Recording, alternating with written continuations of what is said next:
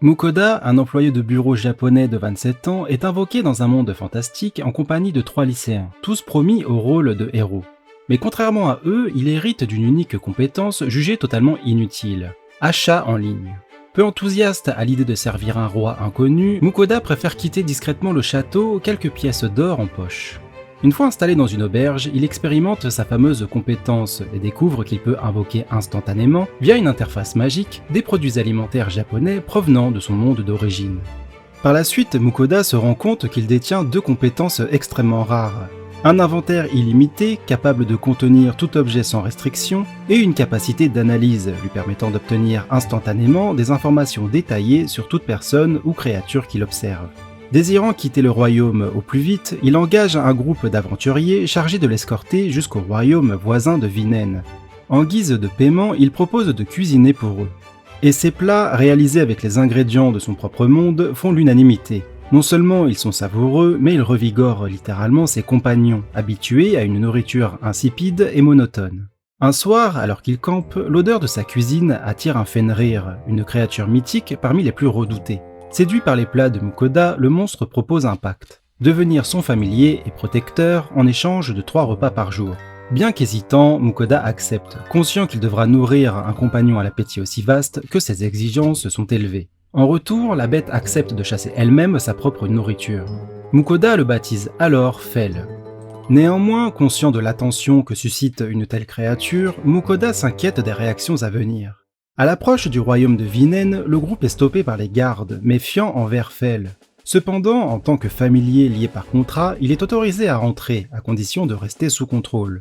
Mukoda paye néanmoins une taxe, ne possédant pas encore une carte officielle de guilde.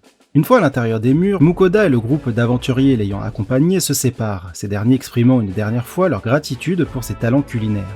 Cherchant à vendre des biens, Mukoda obtient par la suite une carte de guilde de rang fer lui permettant d'exercer comme marchand itinérant. Il s'inscrit également à la guilde des aventuriers afin de récupérer une carte de rang G lui garantissant de pouvoir circuler plus librement à travers le territoire. Il prépare en parallèle, comme convenu, divers plats pour Fel, utilisant des ingrédients variés, ce qui ravit son compagnon. Devenu aventurier, Mukoda reçoit sa toute première mission officielle, récolter des herbes médicinales dans les environs. Pendant ce temps, Fel part de son côté pour chasser des monstres. Il revient peu après, les bras chargés d'une impressionnante quantité de viande, notamment d'orques. Mukoda, d'abord réticent à l'idée de manger une créature humanoïde, découvre avec surprise que cette viande n'est pas seulement comestible, mais aussi extrêmement savoureuse. Avec les ingrédients obtenus grâce à sa compétence d'achat en ligne, Mukoda prépare plusieurs plats. Fel, enchanté, ressent immédiatement une augmentation de sa puissance et part aussitôt pour une chasse nocturne. Il revient après avoir éliminé sans difficulté plusieurs monstres de haut niveau. Le lendemain, face aux résultats spectaculaires de cette expédition, Mukoda décide de ne plus lui servir de viande trop raffinée, de peur de rendre Fel encore plus incontrôlable. Poursuivant son voyage, Mukoda réalise qu'il lui manque un outil indispensable, une carte. Il découvre vite que, dans ce monde, les cartes détaillées sont rares et considérées comme des secrets d'État à cause des tensions entre royaumes. Lors d'un passage en ville, il tente d'en acheter une, mais se fait arnaquer par des aventuriers qui lui vendent une carte rudimentaire pour une pièce d'or, alors qu'elle ne vaut qu'une pièce d'argent et est facilement accessible à la guilde des aventuriers. Sur les conseils de Fel, il décide de s'entraîner à la magie. Après quelques échecs, il parvient à lancer une petite boule de feu. Pour le faire progresser, Fel l'emmène affronter un groupe de gobelins. Mukoda, bien que peu confiant, réussit à en blesser quelques-uns avant d'épuiser complètement sa mana et de s'évanouir. À son réveil, Fel a déjà éliminé tous les ennemis.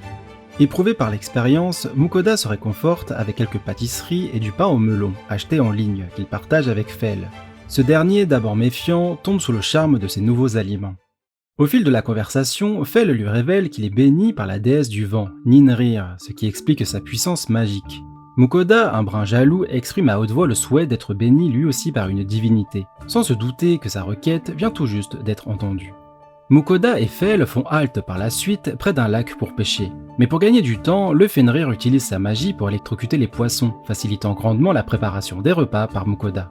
C'est à cet endroit qu'il rencontre une créature inattendue, un slime. Surpris mais intrigué, Mukoda constate rapidement que l'être est non seulement inoffensif, mais aussi particulièrement utile, notamment pour ingérer les déchets. Fel l'informe alors que la petite créature semble s'être liée à lui. Mukoda accepte ce nouveau compagnon et le baptise Sui. Le lendemain, Fel lui explique que la déesse du vent, Ninrir, souhaite lui accorder une bénédiction en échange d'offrandes sucrées hebdomadaires. Mukoda accepte et lui présente une sélection de douceurs via un autel improvisé. Enchanté, Ninrir lui accorde alors une bénédiction majeure qui renforce sa résistance aux altérations d'état et facilite l'utilisation de la magie. Estimant que les progrès magiques de Mukoda sont trop lents, Fel décide de l'entraîner dans un donjon tout juste apparu. Avant d'y pénétrer, il utilise sa compétence d'achat en ligne pour se préparer un repas consistant, qui lui offre un bonus temporaire de statistiques. Dans les profondeurs du donjon, Mukoda affronte des slimes et des kobolds. Bien qu'encore peu assuré, il réussit à vaincre plusieurs ennemis d'affilée. De son côté, Sui se montre redoutable grâce à ses attaques acides. Au dernier étage, le groupe tombe sur le roi des kobolds, bien plus puissant. Mukoda tente de l'arrêter avec une version améliorée de sa magie, mais épuise rapidement sa mana. Alors que la créature s'apprête à briser la barrière de protection dressée par Fel, Sui intervient et neutralise l'ennemi avec une puissante attaque acide. À son réveil, Mukoda découvre que Sui a évolué, il est désormais capable de parler. Pour rejoindre plus rapidement le royaume suivant, Fel propose de traverser une forêt réputée dangereuse. Bien que réticent, Mukoda accepte. Durant leur progression, ils tombent sur des champignons aux propriétés curatives. Sui en consomme un et acquiert la capacité de produire des potions de soins de différents niveaux. Un peu plus loin, le groupe est confronté à un griffon qui défie Fel pour réclamer la tête de son clan. Fel remporte le duel et le griffon est grièvement blessé. Mukoda, grâce aux compétences nouvellement développées de Sui, le soigne. Reconnaissant, le griffon devient le nouveau chef de sa meute pour sa bravoure et offre à Mukoda une plume, symbole de protection dans la région. Peu après, le groupe croise une caravane attaquée par des bandits. Fel intervient aussitôt et ces derniers se rendent. Le chef de la caravane, Lambert, reconnaissant, les invite à voyager avec eux jusqu'à la ville de Karelina. Le soir, Mukoda s'éloigne un peu pour préparer un repas à l'abri des regards. Mais l'odeur attire Lambert et ses hommes, qui insistent pour partager le repas. Mukoda accepte et en échange, il propose de monter la garde pendant la nuit. Arrivé à Karelina, Mukoda apprend que sa carte de guilde a été désactivée, faute d'activité, depuis plus d'un mois. Il la renouvelle et découvre que pour passer du rang G à F, il doit remplir des quêtes plus difficiles mais bien mieux récompensées. Il accepte donc une mission de chasse aux gobelins. Sui, grâce à sa puissance grandissante, en élimine 3 puis décime sans attendre une colonie entière sous les encouragements de Fel. Mukoda, un peu mal à l'aise, collecte les oreilles des gobelins en guise de preuve. Sui, quant à lui, débloque une nouvelle capacité de prolifération, lui permettant de se diviser en plusieurs mini-slimes, parfaits pour dissoudre efficacement les corps.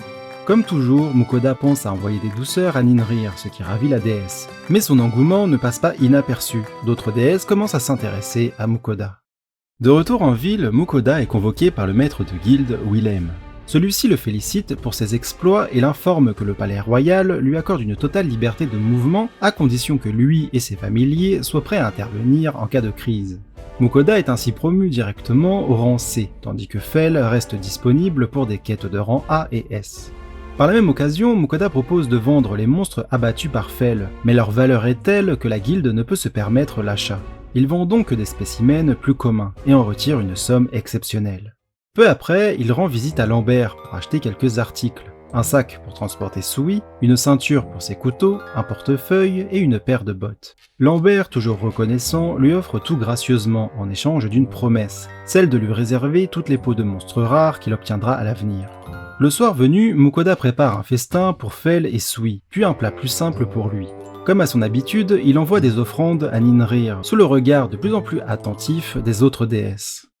Le lendemain, Mukoda accepte une nouvelle mission, éliminer un lézard métallique ainsi qu'un troupeau de taureaux sanglants. Sur place, il découvre que le lézard est en réalité une créature de mithril, extrêmement rare. Fel l'abat sans peine, permettant à Mukoda de récupérer un véritable trésor en minerai. Le troupeau de taureaux, quant à lui, est également neutralisé par Fel et Sui. De retour à la guilde, on lui annonce que le seigneur local souhaite offrir le lézard au roi et exploiter le gisement découvert. En compensation, Mukoda reçoit plusieurs milliers de pièces d'or. Alors qu'il prépare ses offrandes sucrées pour Ninrir, les 3 autres déesses se manifestent enfin. Agni, déesse du feu, Kisharl, déesse de la terre, et Rusalka, déesse de l'eau. Toutes souhaitent elles aussi bénéficier des délices de Mukoda en échange de bénédictions. Il accepte, reçoit celles d'Agni et Kisharl, tandis que Rusalka bénit directement Sui, le dotant de nouveaux pouvoirs. Mukoda accepte toutes ces bénédictions, mais se rend vite compte qu'il risque d'attirer davantage l'attention sur lui en étant le seul humain béni par plusieurs déesses. Toujours en ville, il retourne voir Lambert et lui propose des produits modernes de soins achetés via sa compétence. Du savon, du shampoing et de l'après-shampoing. Lambert, intrigué, les offre à sa femme pour leur anniversaire de mariage. Conquise, cette dernière insiste pour que ces articles soient vendus dans leur boutique. Mukoda devient ainsi leur fournisseur exclusif et se garantit une nouvelle source de revenus réguliers. Mais alors que tout semble paisible, une horde de vouivres attaque les environs de la ville, provoquant de nombreuses pertes parmi les aventuriers. Mukoda soigne les blessés avec les potions de Sui, puis le trio part affronter les monstres. Ensemble, ils neutralisent la menace et sauvent la région. Après cette nouvelle aventure, Mukoda et ses compagnons cherchent un peu de repos. Ils achètent une baignoire et se retirent dans la forêt pour profiter d'un bon bain loin des regards. Alors qu'ils cuisinent de la viande de vouivre, Fel tarde à revenir. Lorsqu'il réapparaît enfin, il transporte fièrement un gigantesque dragon terrestre qu'il a abattu par pur plaisir. Exaspéré, Mukoda lui impose une règle, pas de repas sans bain. Fel finit par céder et Mukoda le lave avec un shampoing pour chien, décrétant qu'il devra prendre un bain 2 fois par mois. Entre deux plats, Mukoda continue d'envoyer des offrandes aux déesses, qui formulent à leur tour des requêtes bien spécifiques. Agni veut de l'alcool, Kisharl du shampoing, et Rusalka souhaite les mêmes plats que Fel. Mukoda accepte, bien qu'il soit de plus en plus dépassé par l'ampleur de ses sollicitations divines. De retour à la guilde, on lui apprend que le dragon terrestre ramené par Fel est une créature si rare que seule une ville spécialisée, Dolan, pourra en traiter correctement la carcasse. Mukoda accepte donc de s'y rendre, tout en envisageant d'en profiter pour voir l'océan. Fel, de son côté, se réjouit à l'idée de découvrir de nouvelles créatures marines à déguster. Ainsi, la petite troupe repart vers de nouveaux horizons.